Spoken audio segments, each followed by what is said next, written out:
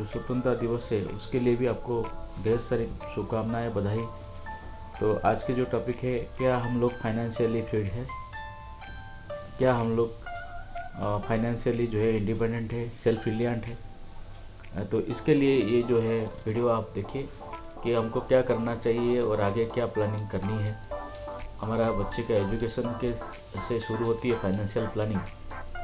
क्या हमारा school, colleges और जो है इंस्टीट्यूशन है, सोसाइटी है, हमको फाइनेंशियली एजुकेशन देता है, फाइनेंशियल एजुकेशन देता है कि हम अपना फाइनेंशियल डिसीजन इंडिपेंडेंटली ले सके? तो डेफिनेटली नहीं है। एक आदमी इंटेलिजेंट हो सकता है, क्वालिफाइड हो सकता है कि फाइनेंशियली इलिटरेट हो।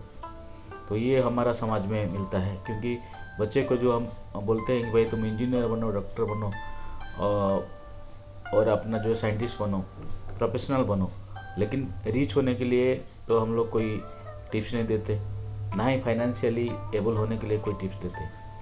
तो उनको जो हमारा समाज है तो वो नौकरी करने के लिए सलाह देता है और नौकरी करके ज़िंदगी भर जीने के लिए जो है ट्रेंड करता है।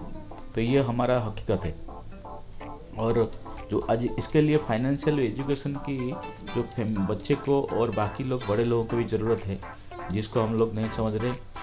अभी हम जो भी फाइनेंशियली एक्सपर्ट लोग हैं तो उनको हम लोगों को साथ में मिलना चाहिए और उनको फाइनेंशियल एजुकेशन देना चाहिए।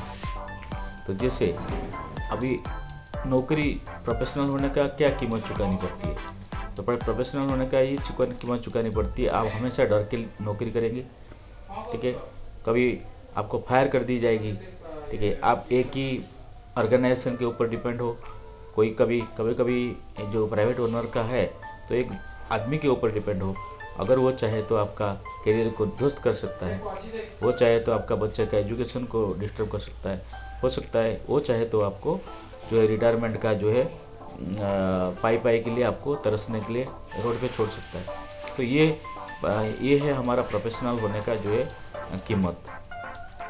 और जो है स्टार्टअप, जो बच्चे को स्टार्टअप के लिए आप प्रोत्साहित तो करें, क्योंकि स्टार्टअप में चाहे वो एग्रीकल्चरल हो, चाहे इंडस्ट्रियल हो, चाहे कमर्शियल हो, ट्रेडिंग हो, तो स्टार्टअप में क्या होता है कि आदमी इंडिपेंडेंट होता है, तो एसेट क्रिएट करता है और सेल्फ इंडिपेंडेंट होता है, कॉन्फिडेंट होता है फाइनेंशियल के मामले में।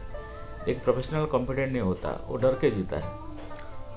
नौकरी चला जाएगा, फायर कर दी जाएगी, या ये बिल पेमेंट नहीं करूँगा, इसके लिए डर में से नौकरी करते हैं। कई सारे रिच लोग भी हैं, वो डर के नौकरी करते हैं, नहीं ऐसा काम करते हैं, क्योंकि ये अगर नहीं करेंगे तो उनकी कंपनी बंद हो जाएगी, फाइनेंशियली दिवालिया हो जाएंगे। ये सारे डर है, तो डर में जो लोग काम करते हैं। तो ये डर के निकलने के लिए सॉल्यूशन ये है कि आप जो है काम करें, नॉलेज के लिए काम करें, एक कॉज के लिए काम करें, पैसा के लिए नहीं। पैसा बाई प्रोडक्ट होनी चाहिए, लेकिन पैसा के लिए आपको काम नहीं करना चाहिए, पहली बात है। और स्टार्टअप में एसेट बनता है। एक जो है रिच आदमी है तो वो अपने बच्चे को जो ट्रेन करता है, फाइनेंशियली फैमिली में ही एजुकेशन दी जाती है, तो वो ट्रेन करता है कि भाई आप बड़ा होके कंपनी खरीदो। तो और मिडिल क्लास का जो आदमी है तो उनको ट्रेन करता है कि आप बड़े होके नौकरी करो। तो ये अंतर है हमारा जो सोच में। तो उसी हिसाब से ज़िंदगी भर जो है मिडिल क्लास लोग हैं तो वो ऐसे जीते हैं कि मैक्सिमम जिसको एसेट समझते हैं वो लिएबिलिटी होती है। उनको एसेट जो है, एसेट के बदले में वो लिएबिलिटी पे ज़्यादा परचेस करते हैं। तो लिएबिलिटी और एसेट में क्या अंतर है, ये आपको ये समझना है कि जो चीज़ें आपके पॉकेट में कल से कुछ पैसा ऐड करेगा तो वो एसेट है, और जो चीज़ें जो आपका पैसा जो है आपको उसमें एक्सपेंस होगा तो लिएबिलिटीज है। जैसे कार है, बंगलो है, ठीक है, मोबाइल है, गैजेट्स है, जो टीवी है, जो भी चीज़ें हैं आप उसको करिए, कैटेगराइज करिए कि एसेट है कि लिएबिलिटीज है। और एसेट जो है, जो इनकम जनरेटिंग चीज़, जैसे आपका स्टॉक है, म्यूचुअल फंड है, सेविंग है, इंश्योरेंस है, ये जो जनरेट करते हैं इंटरेस्ट, ये रियल इस्टेट है, तो ये सारे जो है एसेट है। तो अपने को मिडिल क्लास में क्या है कि वो एसेट के ऊपर कंसंट्रेशन नहीं करता लिएबिलिटी। जैसे कि किसी किसी के लिए घर जो है वो अपना ज़िंदगी का सबसे बड़ा एसेट है, जबकि वो घर का लोन चुकाते चुकाते उसकी लाइफ का मैक्सिमम परसेंट ख़त्म हो जाती है। कोई कोई लोग तो घर तक पहुंच नहीं पाते क्योंकि वो बैंक में रह जाता है, फिर दूसरे आदमी को सेल हो जाती है, फिर दूसरा लोन अप्लाई करते हैं। तो इन केसेस में आप एक तो प्राइवेट कंपनी के लिए काम कर रहे हो, फिर गवर्नमेंट के लिए काम कर रहे हो, फिर बैंक के लिए काम करते हो, तो उसकी जो लाइफ एंड में तो दिखता है कुछ भी नहीं किया, तो उसको डिफाइन करना मुश्किल हो जाता है कि वो क्या किया। तो ये सिचुएशन है जो हमारा फाइनेंशियल सिचुएशन है।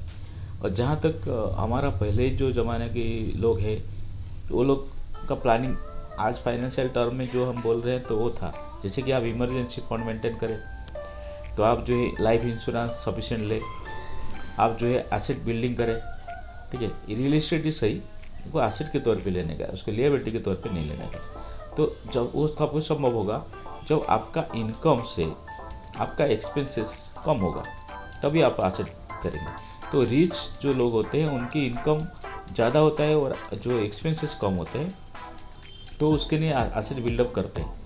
तो जो मिडिल क्लास होते हैं तो उनका लिएबिलिटी ज़्यादा होता है, तो एसेट बिल्डिंग का सवाल ही नहीं उठता। तो इस डायरेक्शन में अपने को चलना है कि अभी आप किसी का पास में पैसा नहीं है तो कोई बात नहीं, घर भी नहीं है, लेकिन 20 लाख का लोन लेके 15 लाख का भरना है, 5 लाख रुपया दिया, तो ऐसे जो ट्रांजैक्शन का जो है वो मीनिंगलेस है। तो उसमें आपको लाइफ लॉन्ग जो है आपको गवर्नमेंट को और बैंक को ऐसे लोगों को पालने में निकल जाएगा। आपके पास में जो एसेट के नाम पे आपके पास है वो कुछ नहीं होगा। इससे तो बेटर था कि आप 10% के या 9% का गेन करके कहीं इन्वेस्टमेंट कर लेते, और जब घर के लिए पैसा आता पूरा होता तो आप घर लेते, तो वो बेटर होता। तो ये एक चीज़ एक एग्जाम्पल पे मैं तौर पे बता रहा हूँ। और स्टार्टअप में आज जो आदमी 50 साल नौकरी किया है तो वो फायर हो जाएगा तो उसको प्रॉब्लम हो जाएगी, ठीक है, क्योंकि उसने किसके लिए काम किया, प्राइवेट ओनर के लिए काम किया, अपने लिए नहीं। तो उन्होंने अभी अगर मिडिल क्लास से और पुअर फैमिली से, तो वो लोग बहुत ज़्यादा मात्रा में आएंगे नौकरी के लिए, क्योंकि जो सिर्फ पैसे के लिए काम कर रहे हैं, मतलब पैसा इतना पैसा, तो फिर उनको पैसा भी नहीं मिलेगा क्योंकि कम से कम पैसा में काम करवाएंगे। जो हमारा रिच लोग बैठे हुए हैं, इंडस्ट्रियलिस्ट बैठे हुए हैं, इनका क्या है कि भाई हमको कम से कम एडजस्टमेंट करेंगे। तो सोशल जो वैल्यू है, जो रूल्स है, रूल्स को वो लोग आउटस्मार्ट करते हैं, ठीक है। जो अपना लीडर होते हैं, जो पॉलिटिकल लीडर होते हैं, उनको ब्राइब करते हैं, तो फिर उसके बाद में सारे रूल्स रास्ते पे रह गया और लोगों का शोषण होता है, मिनिमम वेजेस नहीं देते, ठीक है। ये सारे शोषण के रास्ता खुल जाते हैं। तो अभी जो मिडिल क्लास के पास में मिनिमम से मिनिमम वेजेस में वो मैक्सिमम काम लेंगे, उनकी ग्रोथ होगा, आपकी ग्रोथ नहीं होगा। तो इसके लिए अभी के टाइम में जो सिचुएशन है, तो अभी बच्चे लोगों को तैयार करने का एक नया तरीका बनाइए। आप स्टार्टअप पे ध्यान दीजिए, छोटा सा स्टार्टअप है, धीरे धीरे बड़ा हो जाएगा, नया आइडिया पे ध्यान दीजिए, ठीक है। नौकरी को कम इम्पोर्टेंस दीजिए, नौकरी को जितना ज़्यादा आएंगे फिर आपका डिमांड कम हो जाएगी मार्केट में, सर्विस में, तो आपको पैसा नहीं देंगे और शोषण जो है जितना मर्जी शोषण करेंगे, आप कुछ नहीं कर सकते। तो ये सिचुएशन है। और जो आपको फाइनेंस को समझना पड़ेगा, इमरजेंसी मत समझिए। अगर अभी एक ट्रैप आपने जो एजुकेशन लिया है नौकरी करने के लिए, इसके बाद में एक ट्रैप तैयार हो गया, तो ये ट्रैप में आप जी रहे हो और वो ट्रैप में ख़त्म हो जाओगे। इससे अच्छा तो अभी से आप जो है कुछ कोशिश करें उस ट्रैप से निकलने के लिए, ठीक है। तो वो ट्रैप से कैसे निकलेंगे, आपको सफिशेंट जो है एसेट बनाना होगा, लिएबिलिटीज़ को कम करना होगा, और दूसरा जो है बच्चे को जो है फाइनेंशियली लिटरेट करना पड़ेगा। और पहले तो खुद को ही फाइनेंशियली लिटरेट करना पड़ेगा, तभी वो ये सॉल्यूशन होगा। तो एक नया भारत के लिए हम अभी संकल्प करें। जय हिंद, जय भारत।